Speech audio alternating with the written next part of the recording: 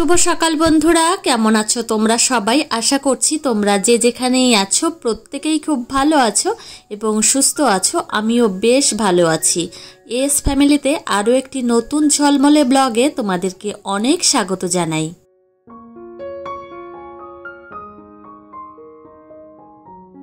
আজ হলো শনিবার আর এখন ঘড়িতে সময় ওই 9টা মতো বাজতে আসলো। আর আজকে সকালে রান্নাবান্নার কোনো তাড়া নেই। তোমাদের দাদা ভাই আজকে পরোটা নিয়ে এসেছে। তো মাঝে মধ্যে কিন্তু বাইরের খাবারও খেতে ইচ্ছা করে। এমনিতেই অনেক দিন ধরেই ইচ্ছা করছিল পরোটা খাওয়ার। তো তোমাদের দাদা ভাই বলেছিল শনিবার দিন আনবো, ওই জন্য এই যে সকালে নিয়ে এসেছে। আর আজকে সকালে রান্নার কোনো তাড়া নেই জন্য আমিও স্নানটা সেরে নিয়েছি। আজকে চুল ওয়াশ করেছি, একদমই ভেজা রয়েছে। আর এদিকে দেখো আমার মাম্মামও কিন্তু ঘুম থেকে উঠে গেছে, তো ওকে আমি খাওয়াবো। তো এদিকে আমার সঙ্গে একটু খুনসুটি করছে। আর সকালের দিকে ঘুম থেকে উঠলে ও একটু আমাকে কাছে চায়। তো যাই হোক, আজকে মাম্মামকে সকালবেলায় আমি সেরেলাক খাওয়াবো। তো রান্নাবান্না আজকে কিছুই করিনি, মোট কথা রান্নাঘরে আসিনি।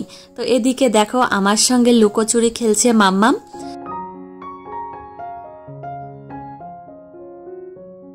এখন জানো তো মাম্মামকে সেরেলাক খাওয়ানো অনেকটাই কমিয়ে দিয়েছি। তো মাঝে মধ্যে খাওয়াই। তো আজকে আর রান্নাবান্না করতে ইচ্ছা করলো না, ভাবলাম কি আজকে সেরেলাকে খাইয়ে দিই। তো এদিকে পরিমাণ মতো জল নিয়ে নিয়েছি আর পরিমাণ মতো আমি সেরেলাকও নিয়ে নিয়েছি। আর মাম্মামকে কিন্তু খাওয়াবো। আজকে জানো তো বাজারে যাব। ওই যে 10-12 দিন আগে আমি বাজারে গেছিলাম, মাম্মামের জন্য একটা জিনিস বানাতে দিয়েছিলাম, সেই জিনিসটা দেখতে যাব। তো আমাকে ওই দোকানের যে দাদা, সেই দাদা ফোন করে জানিয়েছে যে বৌদি আজকে একটু বাজারে এসো, মানে দোকানে এসো। তো যাব। আর জানো তো বাজারে যেতে গেলে একটা কাজ নিয়ে যাই না, গেলে আমি অনেকগুলো কাজ একসঙ্গে জোগাড় করি, তারপর কিন্তু যাই। মৌমিন শেখ নামে আমাকে একজন কমেন্ট করে জানিয়েছো যে দিদি ভাই এস এর পুরো নাম কি? তো এতে হচ্ছে অমিত আর এসতে শ্যামলী। তো অমিত হচ্ছে আমার হাজব্যান্ডের নাম আর শ্যামলী হচ্ছে আমার নাম। শর্ট করেই দিয়েছি এস ফ্যামিলি, মানে আমার চ্যানেলের নাম হচ্ছে এস ফ্যামিলি। তো যাই হোক, তোমার প্রশ্নের উত্তর আমি দিতে পেরেছি। আর এদিকে দেখো রান্নাঘরটা আমি একটু মুছেও পরিষ্কার করে নিলাম। তো এদিকে আমি চলে এসেছি ঘরে। এখন ঘরটা একটু গুছিয়ে পরিষ্কার পরিচ্ছন্ন করে নিলাম। সকালে অবশ্য একবার গুছিয়েছি, এখন একটু গুছিয়ে নিলাম। তো মাম্মামকে আবার দুপুরবেলা যেহেতু ঘুম পাড়াতে হবে ওই জন্য। আর এই টান টান বিছানা চাদর দেখতে কতই না ভালো লাগে, তাই না? তো এখন মাম্মাম বড় হয়েছে জানো তো, এখন আর টান টান বিছানার চাদর থাকে না সব সময়। এখন কিন্তু বিছানাটা একদমই এলোমেলো হয়ে যায়। চেষ্টা করি যে ঘরটা সুন্দরভাবে গুছিয়ে রাখার। প্রিয়া নামে একজন দিদি ভাই আমাকে কমেন্ট করে জানিয়েছো যে দিদি ভাই আমার ছেলের বয়স 18 মাস আর এই 3-4 দিন ধরে খুব জ্বর, একবার কমে যাচ্ছে আবার আসছে, কি করব একটু জানিও। তো সেই দিদিভাইকেই বলবো তুমি কিন্তু একদম সময় নষ্ট না করে বাবুকে ডক্টরের কাছে নিয়ে যাও। আর ডক্টর যেটা পরামর্শ দেন সেটা কিন্তু তুমি মেনে চলো। প্রথমেই বলবো আমি কোনো ডক্টর নই, আমি হয়তো তোমাকে কিছু বলতে পারি, যেহেতু আমার একটা ছোট্ট মেয়ে আছে। আমার মেয়ের জ্বর আসলে আমি কি করে থাকি সেটা তোমাকে বলবো অবশ্যই। তো প্রথমেই বলবো বাড়িতে কিন্তু বাচ্চা কাচ্চা থাকলে অবশ্যই একটা থার্মোমিটার রাখা উচিত। থার্মোমিটার থাকলে কিন্তু একটা উপকার হয়, সেটা হচ্ছে বাচ্চার জ্বর কোন পর্যায়ে এসে পৌঁছেছে সেটা কিন্তু ঘন ঘন মানে চেক করে লক্ষ্য করা যায়। আর একটা ধারণা পাওয়া যায় জ্বরটা কেমনভাবে ওঠানামা করছে। মাম্মামের গায়ে যখন জ্বর থাকে আমি কিন্তু তখন একটা ভেজা গামছা এনে আমি ওর সারা গাটা মুছিয়ে দিই, হাতের তালু, পায়ের তালু আর ওর পায়ের ভাঁজ, মানে সব জায়গায় আমি একটু ভালো করে মুছিয়ে দিই। আর এতে কি হয় জানো তো, ওদের গায়ের তাপমাত্রা অনেকটাই কমে যায়। আর একটা কথা বলে দিই, ওর মাথাও কিন্তু ধুয়ে দিই। আর যদি জ্বর না কমে তাহলে কিন্তু ডক্টর আমাকে বলেছেন যে স্নান করিয়ে দিতে। এই সমস্ত বিষয় আমি আগে জানতাম না জানো তো। আমার মেয়ের যখন 18 মাস বয়সে তরকা হয়েছিল তারপর থেকেই কিন্তু এই বিষয়গুলো আমি জানি। ডক্টর আমাকে বলে দিয়েছেন যে তরকা হওয়ার আগে কিন্তু বাচ্চাদের গায়ের টেম্পারেচার অনেকটা পরিমাণে হাই হয়ে যায়, তারপর কিন্তু ওদের তরকাটা হয়ে যায়। তো এদিকে দেখো আমি দুটো মৌসুম্বি লেবু নিয়ে এসেছি, আর এই লেবু দুটো থেকে এখন রস বের করে আমার মাম্মামকে খাওয়াবো।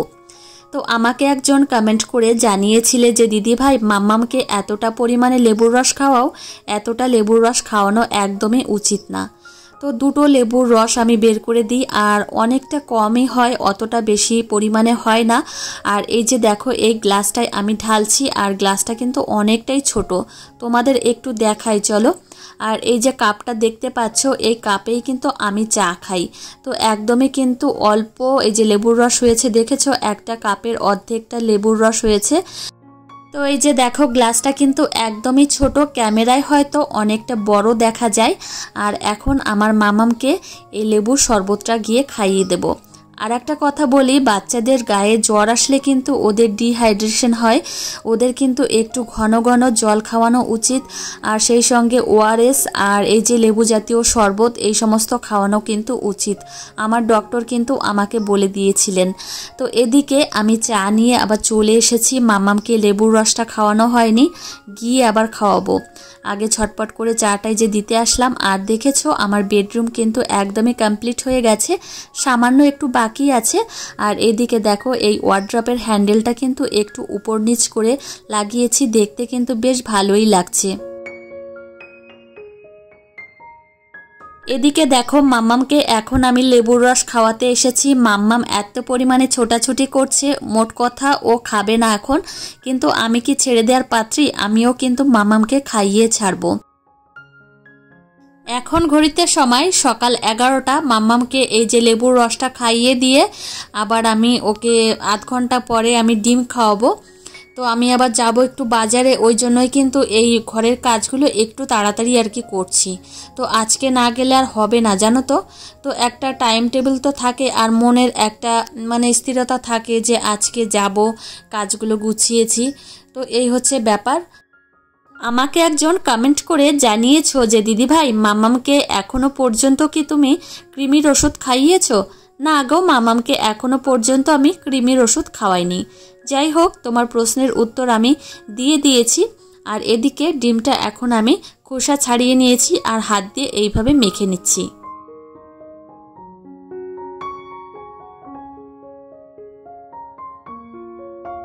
মুসলিম খাতুন নামে একজন দিদিভাই আমাকে কমেন্ট করে জানিয়েছো যে দিদিভাই মাম্মামকে কিভাবে ডিম খাওয়াও, ডিমটা কি কেটে খাওয়াও না হাত দিয়ে মেখে খাওয়াও, সেটা একটু দেখাবে। তো মাম্মামকে কিন্তু আমি ডিম হাত দিয়ে মেখে খাওয়াই, ওকে কিন্তু কেটে দিলে ও খেতে পারে না, মানে খাবেই না, হাত দিয়ে ধরে খেতেই চায় না, ওই জন্য আমি মেখে দিই, আমি খাইয়ে দিই। তো ওটা কিন্তু দেখানোর জন্য, মানে সুন্দর দেখানোর জন্য আমি ওইভাবে কেটে দিই, পরে কিন্তু আবার হাত দিয়ে মেখে মাম্মামকে খাওয়াই।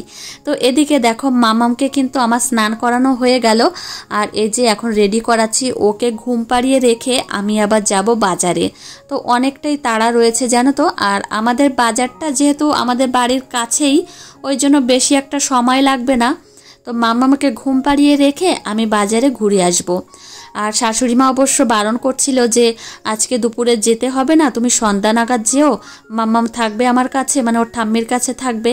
তো আমার শাশুড়িমা দুপুরবেলা রান্না বান্না করবে, ওই জন্যই বললো যে আমি দেখতে পারবো না, তুমি দুপুরবেলা যেও না, মানে সন্ধ্যার দিকে যেতে। আর আমাকে আজকে দুপুরে যেতেই হবে, কেননা দুপুরে গিয়েই আমি ওই জিনিসটার ওয়েটটা দেখতে পারবো, আর রাতের মধ্যে আমাকে হাতে দেবে। তো দুপুরে যদি না যাই তাহলে পরের দিন সকালে আমাকে যেতে হবে, ওই জন্যই ভাবলাম কি না দুপুরেই যাই। তো জিনিসটার ওয়েটটাও দেখে আসি, আর জিনিসটা কেমন হয়েছে সেটাও দেখা হয়ে যাবে। তো যাই হোক, তোমাদেরও দেখাবো যে মামামের জন্য আমি কি বানাতে দিয়েছি, আর অনেক দিনের আশা স্বপ্ন সেটা মানে মাম্মামকে দিয়ে পূরণ করব। আসলে কি জানো তো, আমাদের আশা আর স্বপ্নগুলো না এখন সব কিছুই মাম্মামের উপরেই, মানে সব কিছুই এখন মাম্মামের উপরেই, যে মাম্মামকে সুন্দরভাবে সাজাবো গোছাবো, মানে মনের আশা আর কি। তো যাই হোক, চলো মাম্মামকে ঘুম পাড়িয়ে ঝটপট করে যাই। তো মাম্মামকে ঘুম পাড়িয়ে এই যে আমি দেখো রেডি হয়ে এখন বেরিয়েছি। তো তোমাদের দেখাতেও পারলাম না যে আমি কিভাবে রেডি হয়েছি। তো এদিকে যে একটা অটো ধরেছি, ধরেই এই যে চলে এসেছি বাজারে। তো সোনার দোকানে চলে এসেছি, আর এই যে দেখো ফাইনালি এই জিনিসটা বানাতে দিয়েছি। তো এটা হচ্ছে চুড়ি।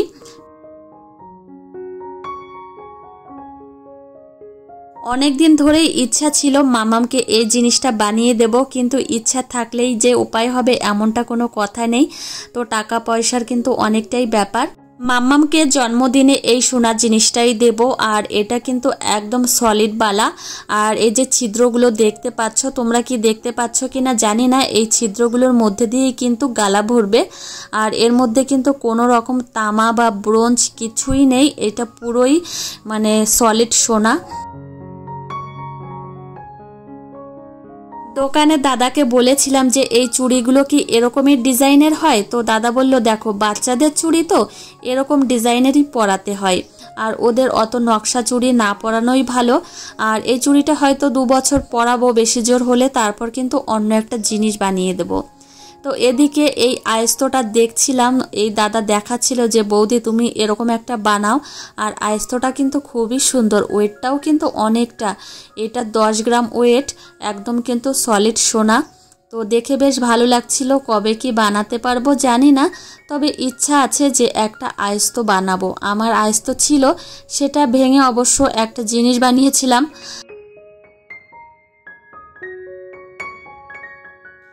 এই লকেটটা দাদা আমাকে দেখাচ্ছিল, লকেটটাও কিন্তু খুবই সুন্দর। আর লকেটটার ওয়েট হচ্ছে 3.5 গ্রাম।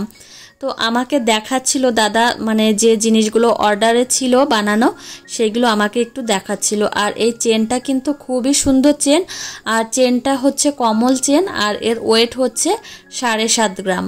তো খুবই সুন্দর। আমার একটা ইচ্ছা আছে এরকম হালকা পাতলার মধ্যে একটা চেন বানানোর। আমি যে চেনটা পরে থাকি অতিরিক্ত মোটা, ওই জন্যই।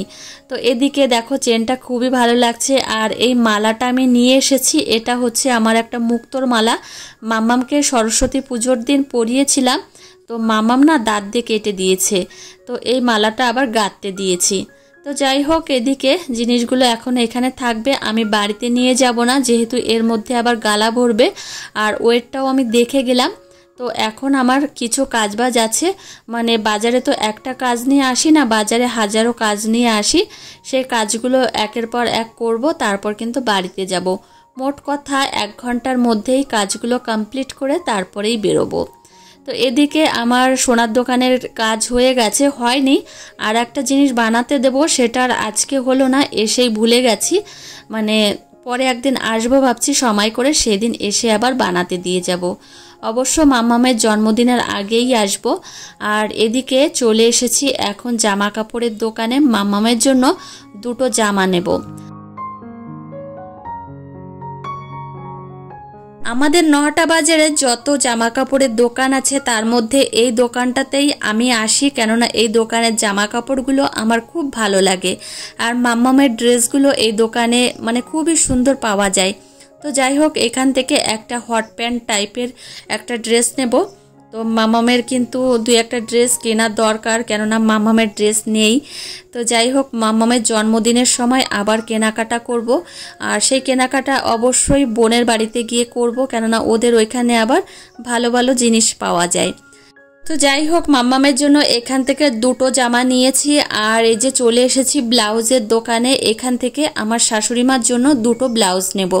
দেখলাম ওনার ব্লাউজ ছিঁড়ে গেছে, ওই জন্য এখান থেকে 2টো নিয়ে যাচ্ছি। ব্লাউজের দোকান থেকে সোজা চলে এসেছি স্টেশনারি দোকানে। এখান থেকে মামামের জন্য একটা জলের পট নিলাম, আমার জন্য ক্লিপ নিলাম, আর এদিকে সবুজ কাচের চুড়ি নেব। তো পরবো আর কি শ্রাবণ মাসে পরে।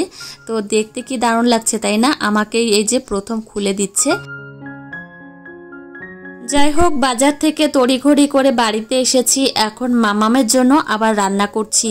তো আজকে মামামকে দুপুরবেলায় ভেন্ডির তরকারি খাওয়াবো, তার জন্য এদিকে দেখো ভেন্ডিটা ভালো করে একটু ভেজে নিয়েছি। আর ভেন্ডি কিন্তু একটু ভালো করে ভাজতে হয়, অবশ্যই লো হিটে, তাহলে ওর গায়ে যে লালাটা ভালোভাবে কেটে যায়।